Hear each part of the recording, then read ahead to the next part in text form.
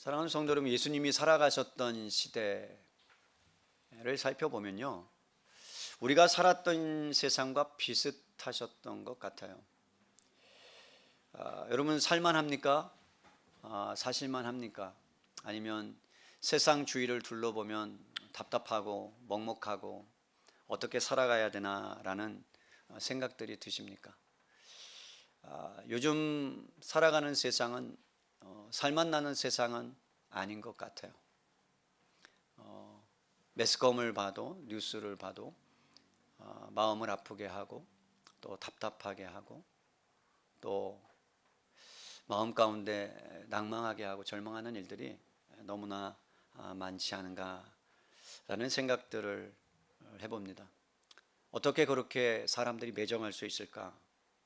어떻게 이렇게 냉정할 수 있을까?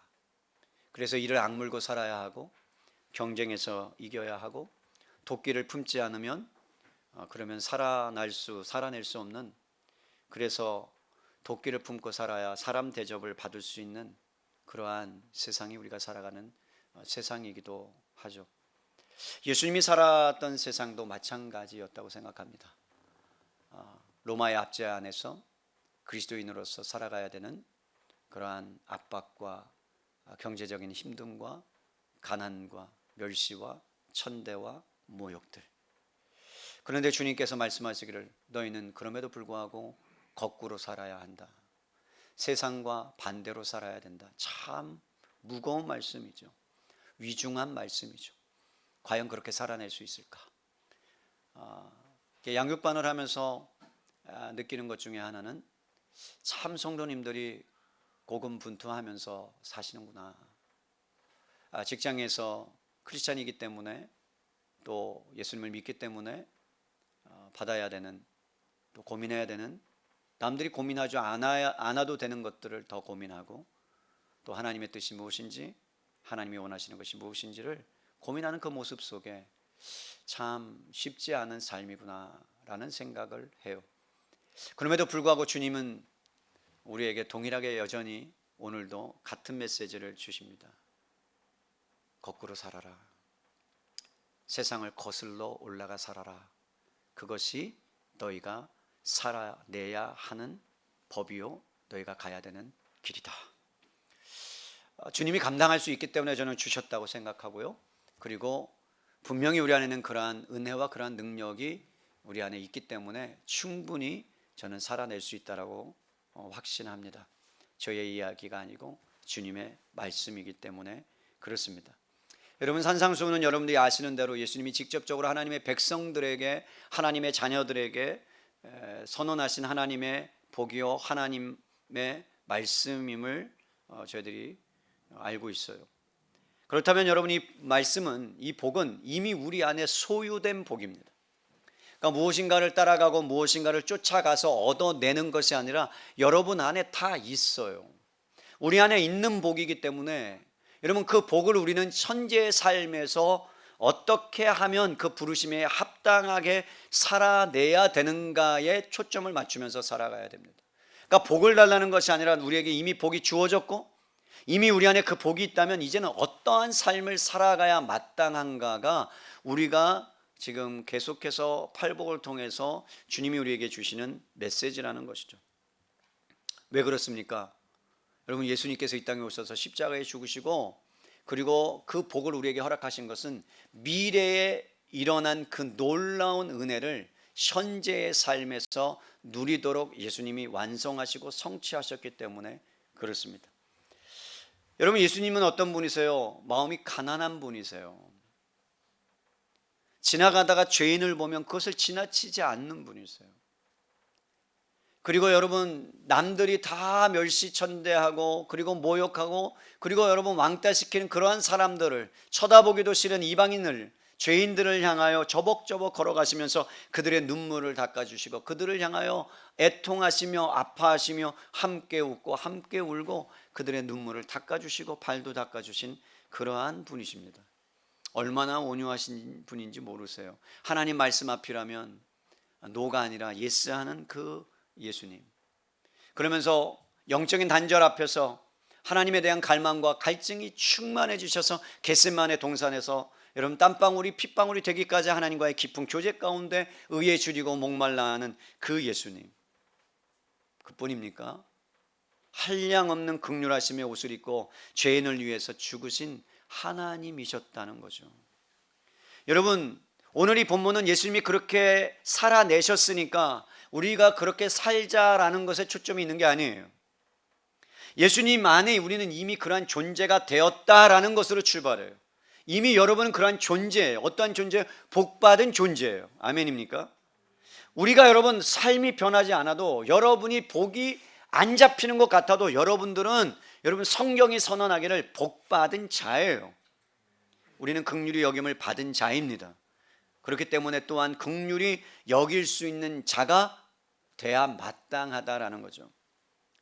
여러분, 이번 주에 설교를 이렇게 준비하면서 저는 늘 하나님이 이 말씀을 나에게 적용하도록 하는 어떠한 은혜가 있으면 좋겠다라는 생각을 하면서 설교를 준비하기도 하고요. 그렇지 않고 지나갈 때도 있습니다. 어떤 선교단체로부터 선교 편지 하나가 1층 우체함에 꽂아져 있었어요. 뭐 늘 꽂아져 있는 거니까 하루에 한 번씩은 우체통에 뭐가 왔나 보다가 그것이 있으면 갖고 와서 내 책상에 그냥 놓고, 그리고 의뢰 저한테 오는 거니까 그냥 놔뒀다가 어느 순간에 제가 봉투를 뜯고 쳐다봅니다. 그리고 글을 그냥 읽는 듯 마는 듯 대충, 왜 아는 내용이니까, 또 후원해달라 이런 내용이니까 그러면서 일반적으로는 그냥 읽고 나서 휴지통으로 버렸는데, 이번 주에는 제 눈이 이 편지 안에 고정되는 거예요. 이게 뭐냐면 북한 성도에게 보내는 성탄 선물. 하나님께서 북한의 지하교회를 개척해 하셨습니다. 금년에도 어려운 지하교회와 성도들에게 성탄 선물을 보내려고 합니다. 커피 한 잔을 아끼면 북한 성도 한 명의 10일 양식이 됩니다. 5,000원이면 한 사람이 10일 동안 먹을 수 있는 거래요. 고난 중에 있는 북한 지하교회와 성도들에게 따뜻한 성탄 선물을 할 수 있습니다. 이렇게 참여할 수 있습니다. 1인 1일 500원, 1인 1일 1개월 15,000원, 4인 가족 1개월 6만 원. 예전 같았으면 그냥 지나갔을 거예요. 왜? 저는 웬만하면 이런 걸 보면 이렇게 넘어가지는 못하고 얼마라도 보내는데, 여기는 이제 뭐 나름대로는 제가 저희 교회 와서 말씀도 전하셨고, 그리고 또 저희들이 추수감사 헌금의 50%를 흘려보내기도 했기 때문에 다른 데 더 섬기면 좋겠다는 마음이 들었을 텐데, 그 뒷면에 딱 보는 순간에 놀라운 것이 펼쳐져 있는 거예요. 북한 성도에게 보내는 성탄 선물, 긍휼히. 대박 아니에요? 이번 주 설교가 긍휼인데 이게 우연인가? 저는 하나님 안에서 우연이 없다고 생각하는 사람이에요. 하나님의 섭리와 주권이 있다고 믿는 사람이에요. 하나님이 나에게 또 주시는 메시지, 너 돈 좀 내야 되겠구나. 그래서 제가 당장 계좌 이체를 했어요. 그리고 하나님께 그렇게 기도해서, 하나님, 제가 긍휼히 여기는 자, 내가 얼마나 긍휼히 여김을 받은 자임을 한 번 더 깨닫게 해주심을 감사합니다. 그리고 이렇게 깨닫게 해주셔서 흘러보낼 수 있는 그러한 삶을 살도록 해주심에 감사드립니다. 그러면서 하나님께 기도하고, 그 다음에 한 게 뭔지 아세요? 다음 구절이 뭐냐? 다음 주는 뭔가가 또 생기겠지? 뭐래요? 8절. 마음이 청결한 자는 복이 있나니 그들이 하나님을 볼. 나 이제 하나님 보겠구나. 하나님을 만나겠구나. 기대감과 두려움이 제 안에 있었어요. 여러분, 제가 무슨 말씀을 드리느냐면, 하나님께서 우리를 긍휼히 여겨주셔서 우리가 긍휼하심을 받은 자가 되어서 하나님께로부터 새 생명을 얻었고, 그리고 우리가 이미 그 새 생명을 얻은 사람, 긍휼하심을 받은 자이기 때문에 긍휼함을 여러분 전할 수 있는 통로가 되었다는 것이 너무나 감사하고 저는 기뻤어요. 오늘 이 말씀이 여러분들에게 내가 어떠한 복받은 자인가를 진정으로 깨닫고 긍휼하심을 받은 자답게 여러분 남은 인생을 긍휼히 여기며 그렇게 살아가는 복된 인생이 되기를 주님의 이름으로 간절히 축복합니다. 그럼 여러분 긍휼히 여긴다는 말의 의미가 뭘까요? 이 말의 의미를 이해하기 위해서는 여러분 성경 구절을 신약 성경을 살펴보면 이 긍휼이라는 단어는 꼭 같이 따라오는 단어가 한 가지가 있어요. 은혜예요. 그래서 여러분 긍휼과 은혜에 풍성하신 하나님, 긍휼과 은혜가 너에게 함께 있을지어다 라는 성경 구절이 신약 성경에 많이 등장합니다. 그렇다면 여러분 이 두 단어는 어떤 의미를 갖고 있냐면 다른 단어예요. 다 의미가 좀 달라요. 그런데 한 가지 사실은 뭐냐면 하나님의 어떠한 성품이나 행동을 나타낼 때 쓰는 단어예요. 다른 말로 표현하면 인간에게 쓸 수 없는 단어. 그러면 여러분 인간으로부터는 긍휼이 나올 수 있다는 거예요? 없다는 거예요? 없다는 거예요. 여러분과 저로부터는 긍휼하심이 여러분 작동될 수 없다는 거예요. 그러니까 하나님으로부터 긍휼하심을 받아야만 작동되는 그 복, 그걸 저와 여러분이 여러분 뭐 하고요? 소유하고 있다는 거예요. 그렇다면 여러분 은혜라는 단어는 특별히 이런 뜻이 있어요. 값없이 베푸시는 하나님의 사랑, 이것이 은혜예요. 그러니까 대가를 지불해야 되는 거예요. 죄를 지은 사람들에게 대가를 지불해서 대가 없음에 대한 선언이 은혜고, 그렇다면 여러분 긍휼하는 것은 뭐냐면 사랑에 초점이 있을 때 특별히 어떠한 대상이 불쌍하고 가련하여 고통을 돌아보시는 사랑, 그것이 긍휼이에요. 그렇다면 이렇게 정의할 수 있죠. 하나님께서 인간을 바라보실 때 죄 가운데 있는 그 인간을 바라보셨을 때는 그 죄가 없다고 하셔야 되니까 하나님의 뭐가 은혜가 임해야 되는 거고, 하나님의 은혜가 임했을 때 여러분 하나님의 관점으로는 그 사람이 얼마나 비참한 처지에 고통을 받고 있는가 주님이 보셨을 때는 긍휼이 여러분 작동된다는 겁니다. 그래서 여러분 긍휼이라는 단어로 이렇게 번역된 헬라어로 헤세드라는 단어인데, 이 단어라는 것은 무엇이냐면 변함없는 사랑이요, 따뜻함이요, 친절함이요, 노예 상태에 있는 영원히 형벌받을 수 없는 그러한 무서운 흑암 가운데 있는 그 운명에 처해 있는 사람에게 하나님이 불쌍히 여기는, 한없이 불쌍히 여기는 태도, 이거는 좀 달라요. 여러분 주위를 살펴보면 도움을 필요로 하는 사람들이 많이 있습니다. 아직도 소년 가장들이 많이 있어요. 부모님을 여러분 어렸을 때 여의고 중학생이 초등학생이 아무 도움 없이 어떻게 해서든지 살아가야 되는 그러한 환경에 처한 소년 가장들이 많이 있습니다. 아직도 한 끼밖에 못 먹는 결식 아동들이 있습니다. 방학이 되면 밥을 못 먹는 아이들이 상당히 많이 있습니다. 병원비가 없어서 치료를 받지 못하는 사람들이 많이 있습니다. 이처럼 가난하고 어려운 사람들을 도와주는 행위를 일반적으로 우리는 구제라고 합니다. 그래서 저희는 구제 헌금이 있는 거예요. 주님이 구제하라고 말씀했으니까. 이것은 믿는 사람이나 믿지 않는 사람, 불신자 전혀 상관없이 우리가 도와야 될 행위입니다. 이건 구제라고 이야기합니다. 그런데 여러분 이 구제와 다르게 긍휼이라는 것은 뭐냐면 측은지심이 아니에요. 그냥 불쌍히 여겨지는 정도가 아니에요.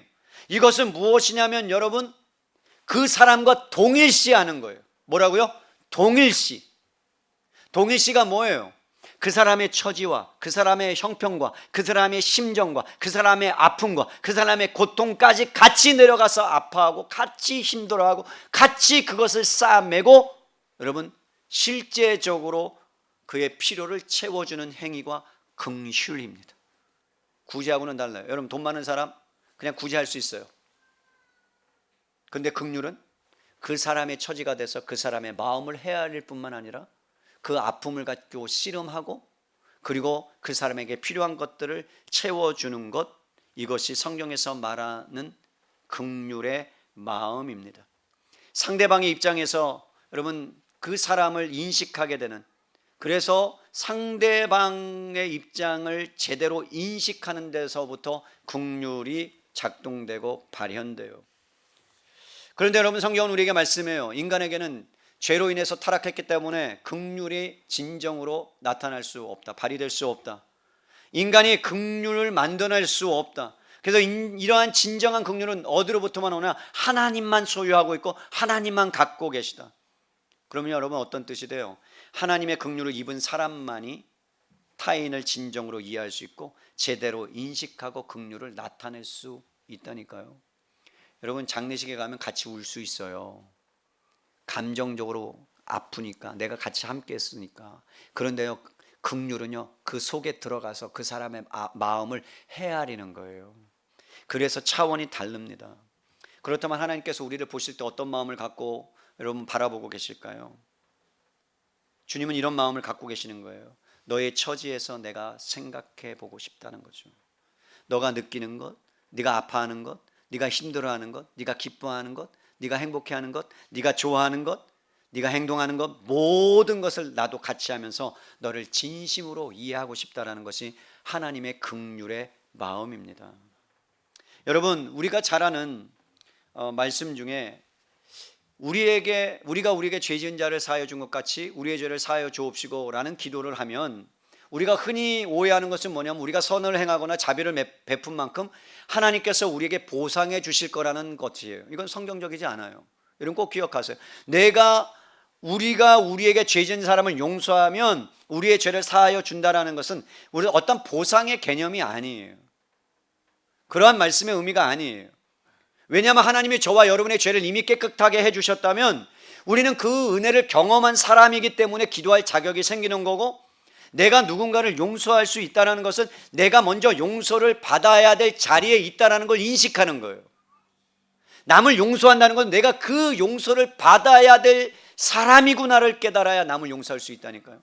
다른 편으로, 내가 남을 긍휼히 여긴다는 것은 내가 긍휼히 날마다 여김을 하나님으로부터 받아야 되는 존재구나라는 것을 깊이 깨달은 만큼 남을 긍휼히 여길 수 있어요. 여러분, 그 사람의 입장이 돼보면, 밥 한 끼를 못 먹어서 아파하는 그 심정이 돼보면, 그 사람이 나와 동일시 돼보면, 그러면요 그 사람에게 내 마음이 전달되고 그 사람의 마음이 내 마음에 들어오고, 그래서 하나님이 나를 이렇게 긍휼히 여기셨는데, 나에게 이렇게 어떤 은혜를 베풀으셨는데, 내가 그런 은혜를 받았는데 그렇다면 내가 그렇게 살아야 되겠구나라고 해서 그 영혼을 여러분 돌보고 사랑하고 긍휼을 베풀 수 있는 데까지 나아가는 겁니다. 그렇기 때문에 여러분, 내가 누구를 긍휼히 여긴다는 것은 나에게 긍휼이 필요하다는 것을 먼저 인식하고 있다는 것이요, 그래서 하나님의 백성이 불쌍한 자에게 긍휼을 베푸는 모습은 가난하고 비참한 자로서 하나님으로부터 여러분 내가 긍휼을 받은 결과가 남을 긍휼히 여기는 거예요. 다른 말로 할게요. 여러분이 남을 긍휼히 여김을 하지 못한다면 여러분들은 하나님으로부터 긍휼히 여김을 받은 것을 잊어버렸거나 경험하지 못했거나, 그리고 그 경험을 누리지 못하고 있는 사람이라는 반증입니다. 오늘 팔복 중에 첫 스타트가 심령이 가난한 자라고 그랬어요. 여러분, 심령이 가난한 자는 영적으로 파산한 자예요. 그러니까 하나님의 은혜가 채워져야 배부른 사람이 되는 거고, 하나님의 은혜가 채워짐으로 인해서 여러분 어디까지 나아가느냐, 그 긍휼을 베푸는 데까지 나아갈 수 있는 거예요. 가난한 자를 채워줄 수 있는 단계까지 나아가는 거예요. 그것이 없다면 긍휼까지 나아갈 수가 없어요. 복받은 자인데 복을 못 누리며 사는 거예요. 억울하죠. 안타깝죠. 그 사람이 누구였어요? 바리새인들, 하나님의 선민이라고 하는 사람들. 여러분, 그 사람들은 많은 것들을 누렸습니다. 제사장으로서도 지위를 누렸습니다. 바리새인이 갖고 있는 권세가 대단했습니다. 그런데 그걸 갖고 뭘 하는 거예요? 여러분, 남을 살리는 데 쓰지 않아요. 안식일에 죽어가는데 생명을 살리지 않아요. 여러분, 안식일에 그 떨어져 있는 것을 주워 먹은 것 쓰고 비판하고 정죄하는 데까지 나아가요. 그리고 여러분 자신들을 증명해 냅니다. 돈이 많으니까 여러분 돈을 갖고 성전에 들어가다가 자기가 갖고 있는 동전을 떨어뜨려요. 쨍하고 소리가 나서 떼구르르 굴러가면 많은 사람들이 모여요. 그걸 주워요. 주스면 도둑이 돼요. 그러니까 그 바리새인에게 갖다 줘요. 이게 누구 겁니까? 그럼 알면서도 그러면서 자기의 생색을 내면서 가지라고 이야기하는 그러한 행위들. 그들은 종교적인 하나님을 사랑한다는 미명 아래 여러분 예배를 드리고 기도를 하고 그리고 모든 온갖 신앙적인 행위를 했음에도 불구하고 긍휼을 맛보지 못한 자들이에요. 왜요? 자기는 긍휼을 받을 필요가 없다라고 느꼈어요. 자기 자신의 능력과 자기 자신에 있는 것으로 구원받을 수 있다, 살아갈 수 있다라고 잘못된 생각을 가졌기 때문에 그렇습니다. 성경은 우리에게 말씀합니다. 야고보서 5장 11절에 주는 가장 자비하시고 긍휼히 여기시는 자다.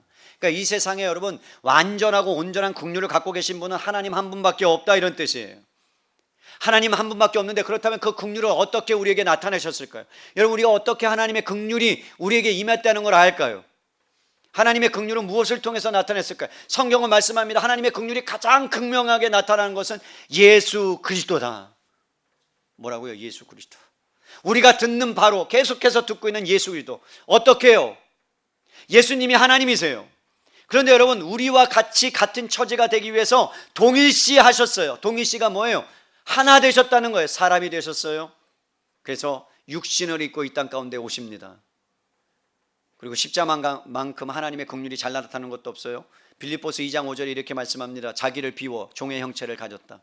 여러분, 하나님이신데 그는 근본 하나님의 본체시나 오늘 찬송처럼 그러나 자기를 비워서 모든 영광과 모든 능력과 모든 것들을 다 권세를 뒤로 하고 다 내어버리고 인간이 되어서 저와 여러분처럼 되어서 여러분 고통받고 고난받고 모욕받고 채찍질 당하고 침뱉음 당하고, 그리고 여러분 일하면서 세상 가운데서 목공으로 몫으로 살아가면서 그러면서 우리의 처지로 내려왔다는 것 자체가 충격 아닙니까?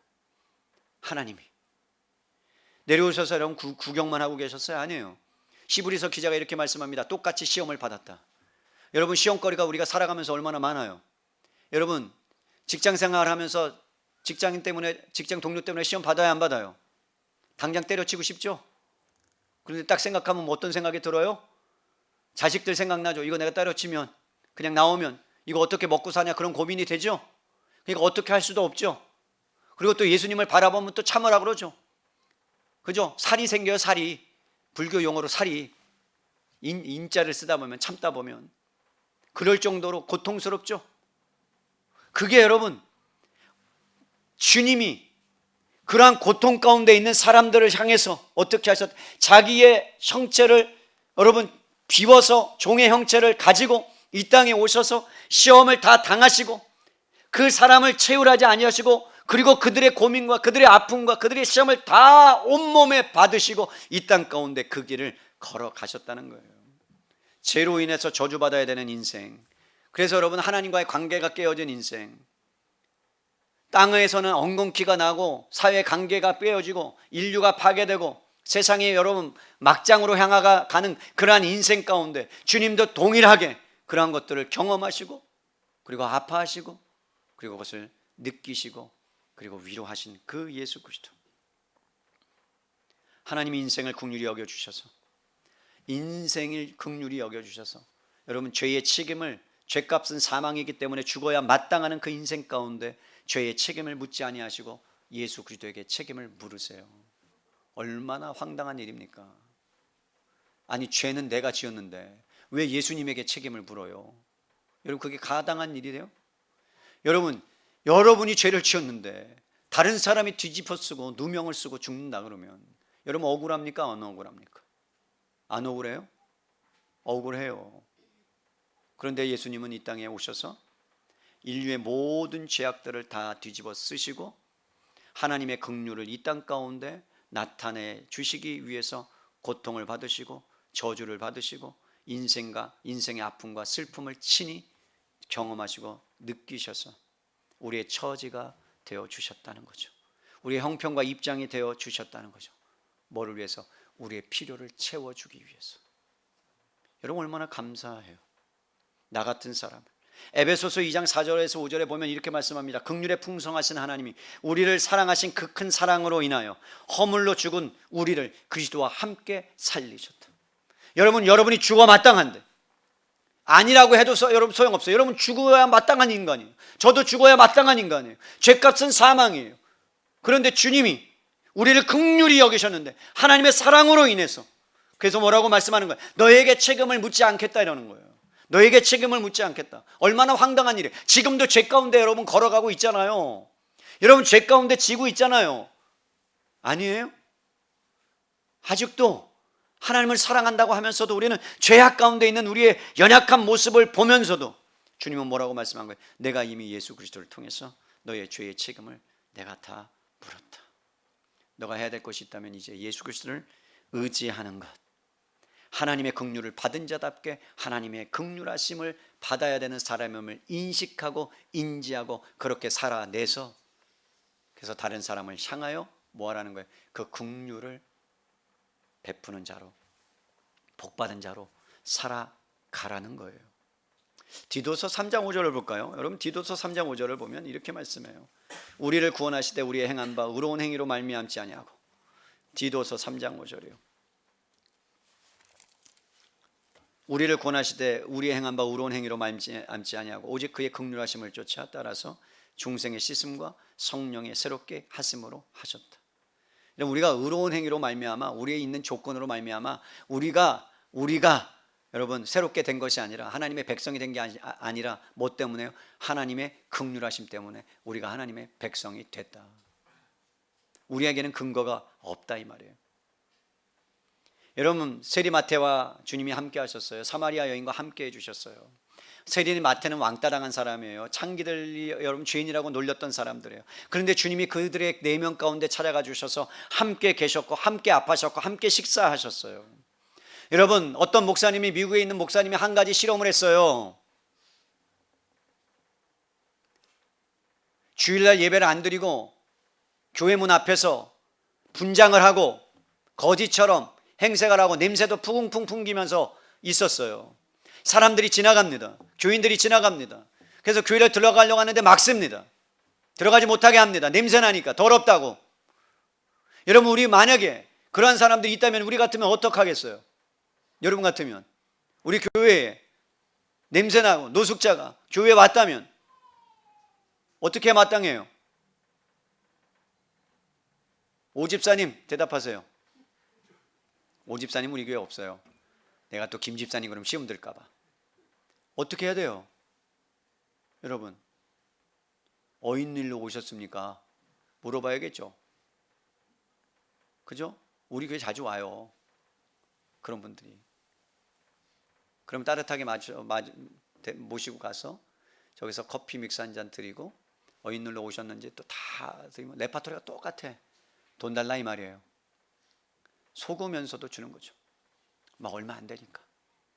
근데 그 목사님이, 그 목사님이, 성도들이 어느 누구 하나 그 목사님을 알아보지 못하고, 뭐 알아보지 못했으니까, 거지라고 생각했으니까 들여보내지 않고, 그리고 가라고 계속 밀치는 거예요. 그런데 여러분, 설교 시간이 딱 됐어요. 안 나오시는 거예요, 목사님이. 왜요? 못 들어갔다니까요. 교회를 못 들어갔어. 아니, 그러니까 설교를 못하지. 그잖아요. 못 들어갔으니까. 그러면서 목사님이 문을 열고 저벅저벅 하는 사람들이 딱 깜짝 놀라는 거죠. 왜 놀래요? 노숙자잖아요. 강단이 올라가서 변장한 것을 딱 벗고서 이렇게 얘기했어요. 이 교회에는 예수님이 안 계십니다. 충격이죠. 만약에 예수님이 이런 모습으로 오셨다면 여러분 어떻게 해야 마땅합니까? 충격적인 일이었어요. 그 목사님께. 사랑하는 성도 여러분, 죄인들의 자리에 가서 그의 마음을, 그의 아픔을 부도덕한 사마리아 여인과 함께 해주시고, 그의 목마름을 채워주시고, 그녀의 죄의 문제를 해결해 주시고, 돌로 여러분 그 여인, 가늠한 여인을 쳤을 때 죄 없는 자가 먼저 치라고 예수님이 함께 해주셨던 그 심령의 영생주수를 여러분 허락해 주셨던, 그래서 하나님의 긍휼이 예수님을 통해서, 십자가를 통해서 가장 극적으로 나타났고, 그로 인해서 여러분 죄를 적당하게 눈감아 준 것이 아니라 그 사랑 안에 공의가 발현되어서 예수님에게 철저하게 하나님의 진노를 퍼붓고, 성경대로 하면 그 죄의 진노가 예수님 앞에 물 붓듯이 퍼붓고, 그리고 우리는 대신에 그 진노를 받지 아니하고 예수님 때문에 긍휼하심을 받아 하나님의 백성이 되었다는 것. 여러분, 그것만으로도 우리가 그 긍휼하심이 얼마나 큰지, 하나님의 사랑이 얼마나 놀라운지를 경험하면 경험할수록, 깊이 있게 묵상하면 묵상할수록 여러분 남을 향한 긍휼의 마음은요 발현되게 되어 있어요. 왜 사람들이 마음이 여러분 강팍한 줄 아십니까? 예수님의 사랑을 깊이 경험하지 못해서 그래요. 왜 손을 못 내미는 줄 아십니까? 하나님의 그 십자가의 사랑이 얼마나 위대하고 놀라운지를 본인이 경험하지 못했다니까요. 지식으로는 알아요. 죄송한 얘기지만 바리새인은 지식은 알았어요. 하나님이 얼마나 위대하고 놀랍고 사랑이 많으신지를. 그래서 성경이 말씀하는 거예요. 마태복음 9장 13절에 얼마나 놀랍게 너희는 가서 내가 긍휼을 원하고 제사를 원치 아니하노라 하신 뜻이 무엇인지를 제발 배워라. 내가 의인을 부르러 온 것이 아니라 뭐를 죄인을 부르러 왔다. 내가 원하는 건 여러분 뭐가 아니라 예배가 아니라는 거예요. 예배가. 너희가 아무리 예배를 드리고 하나님을 찬양하고 하나님께 기도하고 전도하는 모든 것들을 해도 너희에게 긍휼의 마음이 없다면 너희는 내가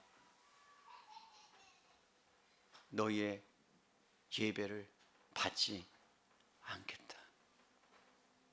인간은 늘 무엇인가 행위를 앞세우고 하나님께 나아가서 인정받으려고 합니다. 그런데 성경은 행위보다 중요한 게 뭐라 그래요? 내가 어떠한 죄의 상태에 있었는지를 알아야 된다는 거예요. 알아야 된다는 거예요. 여러분 그럴 때 비로소 하나님으로부터의 긍휼하심을 받는 거예요. 여러분 우리의 인생은 언제 끝날지 몰라요. 맞죠? 오늘 이때가 사라지는 들풀이에요. 내일 보장이 되어 있습니까? 여러분 내일 보장이 되어 있어요? 내일 산다는 보장이 되어 있어요? 아니에요. 요즘 들려오는 소식들은요, 제 나이 뭐 50대 초반이지만 친구들이 하나씩 여러분 그냥 죽어가는 친구들이 들려와요. 소식이 장례식에. 여러분 그렇게 잘 살았던 친구들인데, 그렇게 잘 나갔던 친구들인데 교통사고로 죽고 뭐로 죽고 우리 인생은 한치 앞도 내다볼 수 없는 인생. 그래서 여러분 우리가 살아가는 이 시간 매 순간마다 우리가 얼마나 하나님의 긍휼이 필요한지를 알고 살아간다면 우리는 그 한 시간 매분 1초가요 너무나 아까운 거예요. 왜? 내가 긍휼을 받은 자이기 때문에 하나님께서 주신 그 긍휼의 은혜를 어떻게 이 세상 가운데서 여러분 펼쳐지며 나갈까, 그러면서 살아가는 게 마땅한 인생이라고 성경은 말씀하는 거예요. 여러분 그럼에도 불구하고 하나님이 우리를 긍휼히 여기셨는데, 그렇다면 우리가 남을 긍휼히 여기는 게 쉽습니까? 결코 녹록지 않아요. 요즘같이 개인주의와 여러분 이기주의가 팽배해 있는 상황에서 형제고 부모고 자기에게 일단 손해가 되는 것 같으면 여러분 얼굴을 싹 돌리는 세상이죠. 맞죠? 그래요 안 그래요? 누구한테 여러분 전화 한 통 할 수 있습니까? 어렵고 힘들면? 집사님 제가 쌀이 떨어졌는데 어떻게, 집사님 어떻게 하죠? 저는 전화 안 해요. 굶고 말지. 금식하고 죽더라도 난 죽어요. 그렇게. 제 성격은 그래요. 근데 정말 힘들고 어려울 때 제가 가만 생각해 봤어요. 내가 정말 힘들고 어려울 때 전화할 수 있는 사람이 누굴까? 은혜사랑의 교회 있을 것 같아요? 없을 것 같아요? 여러분 정말 내가 어렵고 힘들 때 진짜 이 이야기를 할까 말까 막 고민하다가 이걸 받아줄 사람이 있을까? 라는 생각을 하면서 1번부터 50번까지 우리 교회에 있는 모든 성도님들의 리스트를 뽑고 찾아봤어요. 맞을까? 그럴까? 가능성 있어. 그럴까? 나는 몰라요. 근데 중요한 것은 뭐냐면 역으로 생각했어요. 남들이, 성도님들이 나에게 어려울 때 힘들 때 전화를 할 수 있는 내가 될 수 있을까? 역으로. 나도 그렇지 못한데. 우리 권사님들은 저에게 전화를 잘 안 하십니다. 수술을 해도 안 하시고요. 아파도 전화를 안 하시고요. 목사님 힘들까 봐. 근데 하세요. 전화해 주셔야 돼요. 그래야 제가 아파하고 같이 힘들어하고 같이 울어줄 수 있어요. 근데 부모님, 우리 어머님들은, 우리 권사님들은 정 목사 어려울까 봐. 왜냐하면 저는 그거 갖고 막 신음신음 앓거든요. 우리 성도님이 뭔가 진단을 받았다 그러면 제 가슴이 철렁 내려앉아요. 잠을 못 자겠어요. 아파서. 어떨 때는요 그 고통을 같이 느껴요. 같은 부위가 아파질 정도로 아파요. 그게 지난주에 저의 마음의 아픔이었어요. 원래 안 아팠는데 너무 아팠어요. 낫게 해달라고. 아니었으면 좋겠다고. 그런 마음이에요. 여러분, 우리는 긍휼이라는 행동을 하기 위해서는 뭔가 그 긍휼한 행동을 할 수 있는 원인이 있어야 되는데, 그게 뭐라고요? 바른 인식이에요. 내가 왜 해야 하는가? 주님의 긍휼하심을 내가 받은 자이기 때문에. 누가복음 23장 34절에 이렇게 말씀합니다. 아버지여 저희를 사하여 주옵소서, 자기 하는 것을 알지 못합니다라고 예수님께서 용서의 기도를 올려드리셨어요. 여러분, 예수님은 공생의 기간 동안 많은 병자를 치유하시고 그리고 긍휼을 베푸신 분이에요. 그런데 여러분, 십자가의 죽으심으로 죄를 용서하신 것보다 더 큰 긍휼은 없습니다. 그러니까 우리가 죄에서 구원을 받았다는 것, 죄로부터 용서를 받았다는 것, 형벌을 여러분 대신해서 예수님이 십자가에 죽으셨다는 것, 그것이 여러분 십자가를 조롱하는 자들, 멸시하는 자들을 위해서도 예수님께서 십자가에 죽으셨을 뿐만 아니라 그들을 위해서 기도하셨다는 그 긍휼이 너무나도 크기 때문에, 그 긍휼의 크심이 저와 여러분 안에 이미 와 있다면 우리는 여러분 그 긍휼을 이제는 우리 주변 안에, 우리 가정 안에 어떻게 해요? 발현되고 작동되도록 우리는 하나님의 은혜 가운데 인식하며 하나님의 그 긍휼을 드러내며 나타내는 삶을 살아야 되는 게 마땅한 거라는 거죠. 예수님의 십자가의 사랑이 여러분 얼마나 큰지 다시 한번 묵상해 보세요. 죄로 고통당하는 우리의 인생들을 향한 최고의 긍휼의 표현이 십자가예요. 십자가의 감각이 여러분 안에서 사라졌다면 여러분은 이미 여러분 십자가와 멀리 떨어져 죄로 인해 죄로 뒤집어 쓰고 그 먼지에, 죄의 먼지에 뒤집어 써 있는 상태에 털어버리세요. 다시 한번 그 십자가 안으로 들어가서 그 십자가 보혈의 능력의 은혜를 경험하세요. 그래서 내가 가치 없는 인간이었는데 주님의 긍휼하심을 받고 나로 인해서가 아니라 여러분 주님이 우리를 어떻게 여기셨는지를 찾으셔야 돼요. 우리는요 긍휼을 받을 만한 어떠한 이유가 없습니다. 여러분 아멘입니까? 여러분 성경에 나와요. 제 얘기가 아니에요. 로마서 9장으로 가보세요. 로마서 9장 15절 16절을 한번 찾습니다. 신약성경 252페이지인데요 이렇게 말씀하세요. 251페이지에 14절 15절이에요. 9장 15절 16절 읽습니다. 모세에게 이르시되 내가 긍휼히 여길 자를 긍휼히 여기고 불쌍히 여길 자를 불쌍히 여기리라 하셨으니 그런즉 원한 자로 말미암음도 아니요 다른 박질하는 자로 말미암음도 아니요 오직 긍휼히 여기시는 하나님으로부터 말미암음이니라. 너희가 열심히 뛴다고 해서, 네가 열심히 원한다고 해서 긍휼을 입을 수 없다. 네가 열심히 노력한다고 해서 긍휼을 입을 수 없다. 너 하나님께 뭔가를 드린다고 긍휼을 입은 자가 아니다. 너희는 이유 없이 내가 너희를 그냥 사랑했기 때문에 긍휼을 베푼 것뿐이다. 근데 우리는 뭐하고 앉았다고요? 긍휼을 달라고 기도한다고. 아니에요. 우리는 긍휼을 입은 자예요. 이유가 없다니까요. 그냥 긍휼을 입은 자예요. 무엇을 했느냐가 중요하지 않다고 말씀드렸어요. 여러분 꼭 기억하세요. 여러분이 무엇을 했느냐에 하나님은 한 번도 여러분 관심 있는 적이 없어요. 여러분 안에 예수가 있느냐에 관심이 있어요. 뭐라고요? 여러분 안에 예수가 있느냐에 관심이 있어요. 여러분 안에 진짜 예수가 있느냐에 관심이 있어요. 요즘은 가짜 예수가 너무나 많아요. 가짜 예수가. 진짜 예수인데 그 예수가 우리 안에 있는데 실제적으로 그 예수님이 진짜여야 되는데 가짜처럼 믿고 생활하는 사람이 이 땅에 너무나 많아요. 그래서 하나님은 여러분 안에 무엇을 했느냐에 관심이 없어요. 그냥 이유가 없어요. 그냥 사랑스러운 거예요. 그래서 여러분들을 하나님의 자녀로 만들어 주신 것 뿐이에요. 그렇다면 우리는 여러분 하나님의 긍휼하심이 없으면 하루도 살아갈 수 없는 존재라니까. 세상이 얼마나 악합니까? 무슨 일을 당할지도 아무도 모릅니다. 그런데 하나님의 긍휼하심이 없다면, 여러분들이 보호하고 지켜주지 않는다면 우리는 하루도 안심하고 살 수가 없어요. 여러분 안에 긍휼하심이 있기 때문에, 하나님의 긍휼하심이 여러분 안에 매 순간마다 있기 때문에 우리는 오늘도 존재하고 오늘도 하나님의 긍휼하심을 따라 긍휼하심을 잊고 주님 앞에 나아가서 기도하고 하나님의 은혜를 구하고 계속 긍휼하심을 따라 우리가 살아가는 거예요. 아멘입니까? 히브리서 4장 16절에 때를 따라 긍휼하심을 받고, 그죠? 매 순간마다 긍휼하심을 받고, 그래서 그 십자가 앞에 담대히, 은혜의 보좌 앞에 우리가 담대히 나아갈 수 있는 존재가 됐다는 것, 이게 복이 아닙니까? 하나님의 복 아닙니까? 하나님의 은혜 아닙니까? 여러분 성경의 선한 사마리아 사건 너무나 잘 알고 있어요. 선한 사마리아는 여러분 여리고로 내려가다가 예루살렘에서 여리고로 내려가는데 강도를 만나요. 강도를 만났는데 여러분 수많은 사람이 지나갑니다. 제사장이 지나가고 레위가 지나가고 지도자가 지나갑니다. 그런데 뭐 하는 거예요? 여러분 외면합니다. 왜? 만지면 부정하니까, 율법에 그렇게 쓰여 있으니까. 여러분 생명을 살려야 되잖아요. 생명이 어떤 것보다 더 중요하잖아요. 근데 어떻게 그냥 지나갈 수 있겠어요? 난 여러분 지나가다가 쓰러지면 그 사람을 살려야죠. 제가 지나가다가 여기서 쓰러지면 여러분 심폐소생술이라도 해야 되죠. 그게 마땅한 거 아니에요? 못하더라도 두들겨서라도 살려내야 되는 게 정상이에요. 그런데 여러분 이 레위인이, 요즘 말로 말하면 목사가, 리더가, 지도자가 그냥 지나가는 거예요. 그런데 여러분 이름도 없고 빛도 없는 선한 사마리아인이 여러분 지나가는데 이 사람이 피를 흘리고 거반 죽게 되었어요. 만지고 싶겠습니까? 그런데 어떻게 해요? 그를 데리고 여러분 주막으로 갑니다.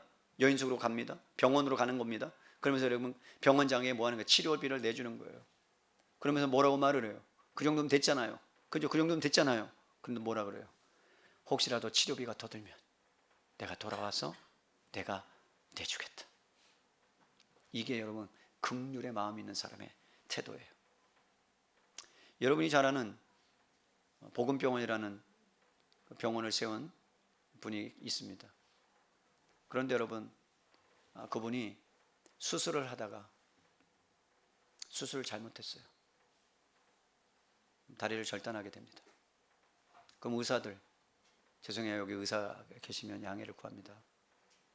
의사분들이 수술을 잘못하면 여러분 그거 인정합니까 안 합니까? 보통 인정합니까 안 합니까? 잘 안 합니다. 그런데 이분은, 이 장로님은 자기가 잘못했다고 인정을 하고 평생 동안 그 사람에게 필요한 것들을 제공해주고 자기가 탄 월급의 일정액을 그가 살 동안 보내줍니다. 그건 자기가 잘못한 것에 대한 거죠. 그런데 어떤 일이 일어났느냐? 병원에 수술을 하고 그리고 퇴원을 해야 되는데 돈이 없으니까 퇴원을 못 하잖아요. 우리나라는 여러분 돈 없으면 퇴원해요? 못해요? 못해요. 잘 그냥 죽든지 뭐 하든지. 좀 안타깝지만 어쨌든 그런데 퇴원을 해야 되는데 돈이 없는 거예요. 이분하고 상의를 합니다. 그러면서 고민했어요. 원장인데, 병원장인데 어떻게 해야 될까 고민하다가 문을 열어놓고 방을 이제 그 문을 열어놓고 떠났다는 거죠. 뭐 하라는 거예요? 뭐 하라는 거죠? 가라는 거죠. 도망가라는 거죠. 왜요? 그 사람의 처지와 그 사람의 형편과 그 사람의 입장이 되어서 자기가 도와주지 않으면 안 되니까. 물론 그 손실은 그 원장님이 다 졌습니다. 그분 이름이 생각이 갑자기 안 나서, 장기려 박사님. 얼마나 멋진 삶입니까? 왜 그렇게 할 수 있었어요? 자기가 긍휼하심을 여러분 깊이 경험한 사람이기 때문에 그 사람의 처지가 되어 보는 거죠. 여러분들이 잘 아는 33세 안타까운 인생 청년 바보 의사 아십니까? 33살을 참 희한해요. 예수님의 나이를 살고 가셨어요.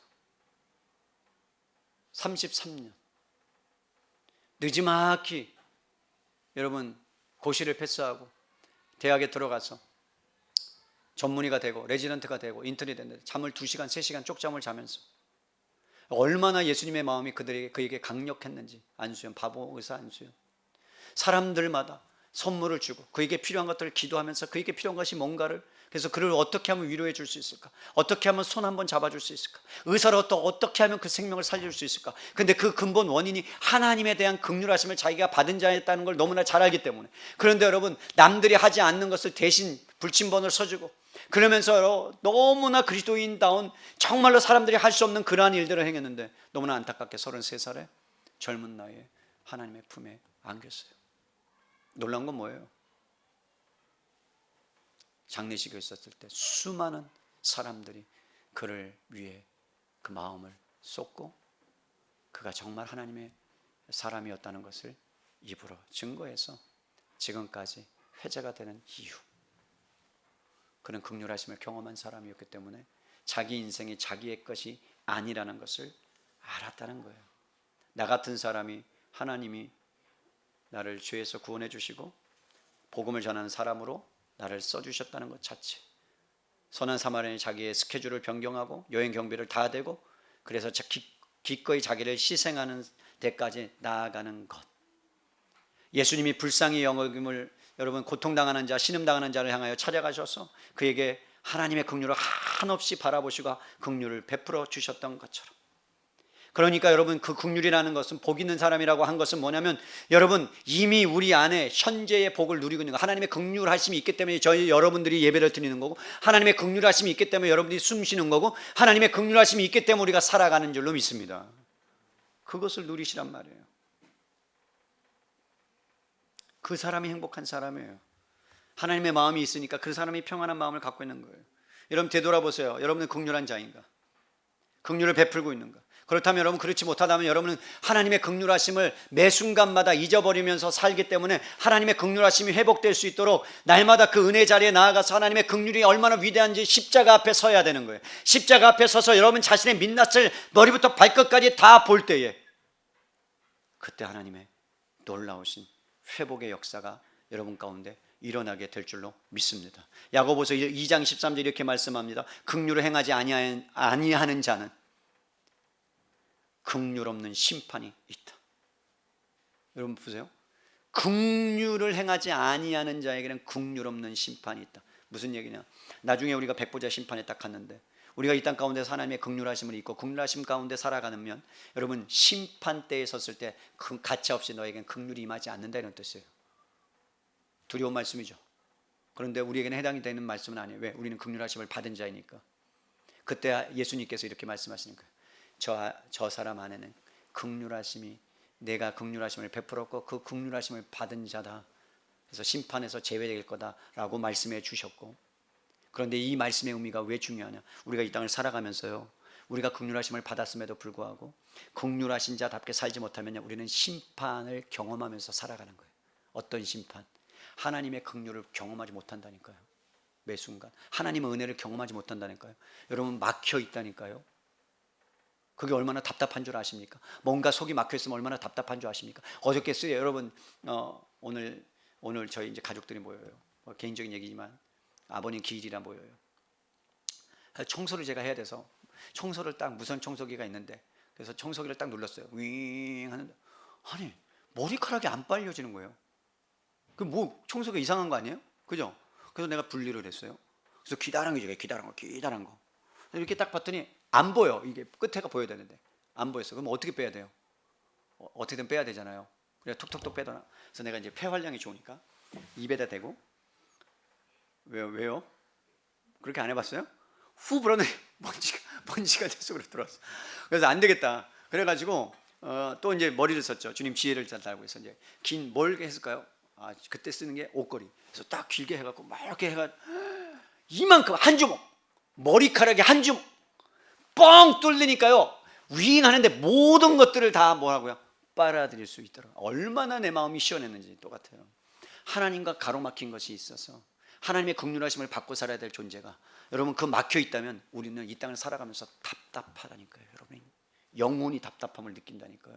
그럴 때 어떻게 해야 돼요? 다시 한번 십자가 앞에 나가시라고요. 그래서 하나님의 긍휼이 얼마나 크고 위대한지를 아시라고요. 1만 달란트 빚진 자 여러분 그 사람이 100조의 빚을 졌는데 그냥 100만 원 사람 빚진 사람을 용서할 수가 없다. 그 말이 안 되잖아요. 여러분에게 내가 100억을 빚졌는데 아니 1억을 빚졌는데 1억을 탕감했어요. 그런데 고작 10만 원 때문에 그거 안 준다고 멱살 잡고 10만 원 내놓으라 그런다면 그 사람이 긍휼하심을 받은 자입니까? 용서함을 받은 자입니까? 아니잖아요. 1억을 탕감받았다면 100만 원이고 1000만 원이고 탕감해 줘야 마땅한 거 아니에요. 그런데 우리가 긍휼하심을 받았음에도 불구하고 남을 긍휼히 여길 수 없다는 것 자체는 우리가 긍휼하심을 받지 못했다라는 증거이기도 해요. 말씀을 이제 결론을 맺어요. 사랑하는 성도 여러분, 하나님의 긍휼하심을 맛본 사람만이 다른 사람을 긍휼히 여길 수 있습니다. 여러분들 1만 달란트 빚진 자입니까? 그렇다면 여러분 한 데나리온, 100데나리온 그 빚진 자를 용서할 수 있는 은혜를 경험한 사람이라는 거예요. 이제는 우리가 긍휼하심을 받은 자이기 때문에 여러분의 주변에 긍휼하심이 필요한 사람 같이 있다면 낮아지세요. 그 사람의 처지가 되어보세요. 그냥 위로한 정도가 아니라 그 사람의 심정을 경험하세요.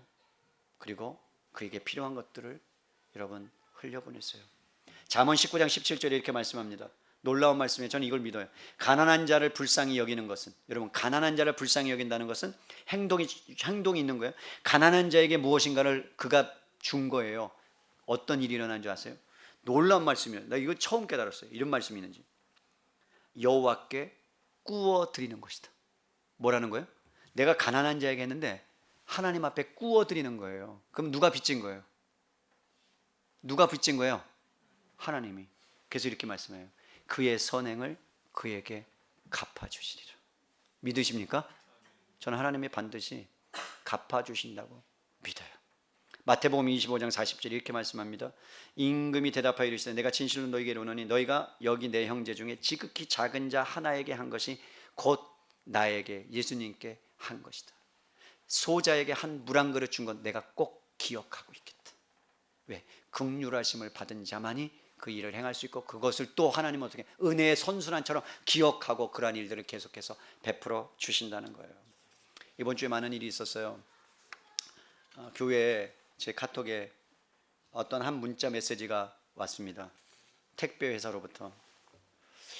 내가 택배를 시킨 일이 없는데 누가 보낸 거야? 그리고 딱 봤어요. 이름이 없어요. 네오뮤직. 네오뮤직? 난 뮤지션도 아닌데 누구야? 그러면서 딱 봤더니 놀랜드. 여러분 놀랜드 알아요? 어느 땅 아니에요. 무슨 또 랜드니까. 놀랜드라고 음악 악기 중에는 되게 유명한 악기예요. 뭐 피아노, 놀랜드라고 그러면 되게 알아요. 여러분 뭐 놀래지도 않으시네요. 놀랜드. 저희 교회에 이제 아이들, 청소년 아이들이 드럼이 좀 필요한데, 그래서 드럼이 좀 있으면 좋겠다라 그런 어떤 마음들이 좀 갖고 있었었는데 보니까 드럼인 거예요. 그래서 내가 쳤어요. 인터넷 들어가서 이게 뭔가 기억해요. 그래서 딱 쳤더니 드럼이 딱 전자 드럼이 놀랜드 게 딱 나온 거예요. 그래서 내가 깜짝 놀랐죠. 가격에 놀래고 그 다음에 그 제품에 놀래고 여러 가지로 놀랐어요. 그런데 저는 굉장히 이렇게 주도 면밀한 사람이라서 누가 보냈는지를 못 알면 제가 막 잠을 못 자요. 잠을 못 자. 그래서 전화를 했어요. 네오뮤직에. 그 전화번호를 알고. 여보세요. 은혜의 사랑의 교회인데요. 그쪽에서 저희 교회에 배달을 좀 잘못하실 수도 있고 뭔가 착오가 있을 수도 있는데 이런 것이 왔어요. 제가 알고 싶은 거는 다른 건 아니고요. 누가 보내셨는지만 말씀해 주세요. 그래도 담임 목사라서 알아야겠어요. 알려줬을까요? 안 알려줬을까요? 여러분, 정보통신법에 의하여 알지 못한다고. 그럼 제가 가만히 있을 사람은 아니잖아요. 그죠? 다른 방법을 또 루트를 통해서 몇 가지 루트를 통해서 접근을 했어요. 결국은 못 알았어요. 결국은. 중요한 것은 영혼에 대한 사랑하는 마음. 청소년 아이들이 악기를 통해서 요즘 세상 가운데 있는 아이들이 많은데 우리 주일학교 청소년 아이들이 마음껏 하나님을 함께 찬양했으면 좋겠다라는 마음으로 어떤 분이 보내셨을 거다. 뭐 우리 교회 성도님이시겠죠. 그 마음이 저는 참 감사했어요. 어떤 마음으로 보내셨을까. 그런 마음이 저한테 있었고 아이들이 진짜 함께 찬양을 통해서 영광 돌리면 좋겠다. 그런 마음이 제 안에 이번 한 주간 들었습니다. 사랑하는 성도 여러분, 우리는 긍휼하심을 받은 자이기 때문에 당연하게 긍휼하심을 우리가 표현하고 드러내고 그렇게 사는 것이 복을 누리는 사람이라고 성경은 말합니다. 저는 여러분들이 이번 한 주간 살아갈 때 정말 긍휼히 여기심을 받은 자의 다운 그러한 사람으로 살아내셨으면 좋겠어요. 그래서 정말 하나님께서 막 흡족해 하시는 모습, 그래서 그 선행을 하나님께서 보시고 내가 아는 방법이 아닌, 내가 생각하는 것이 아닌 다른 나의 삶의 현장에서 더 큰 긍휼하심을 받은 자의 그 은혜를 경험하는 그러한 놀라운 사건과 일들이 충만하게 우리의 삶의 여정에 저는 펼쳐졌으면 좋겠어요. 그게 이번 한 주간 제가 여러분들을 향한 소원을 갖고 기도한 내용이고, 그러한 사람들이, 그러한 공동체가 되었으면 저는 좋겠습니다.